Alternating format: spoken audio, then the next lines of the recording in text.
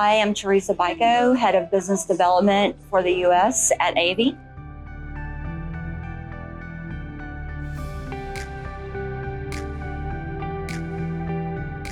I think that's a great question because it's been a problem in our industry for years. Payments are still incredibly fragmented.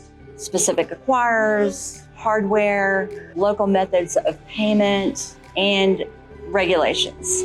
So that creates complexity for ISVs. And the really frustrating part for ISVs is when they begin to scale or when they're thinking about scaling and growing, they're really in this position of rebuilding pieces of their payment stack every single time. What really is missing is an abstraction layer, a true abstraction layer that separates the ISV from the underlying complexities of payments.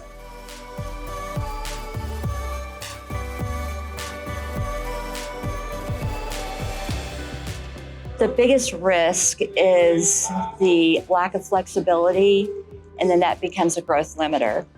If you're tied to a specific acquirer or a specific device, then you're tied to that acquirer or hardware vendor's capabilities, their markets, and that may not align with yours.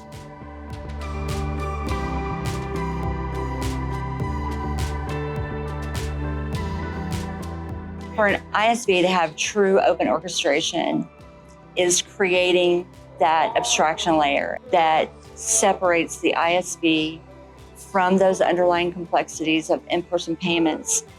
And by doing so, this gives them a lot of control, a lot of power in various ways, whether it's negotiating pricing with an acquirer, negotiating pricing with hardware vendors. Because without that, they're tied to this contract or whatever's in place that doesn't give them that flexibility to grow and scale at their pace.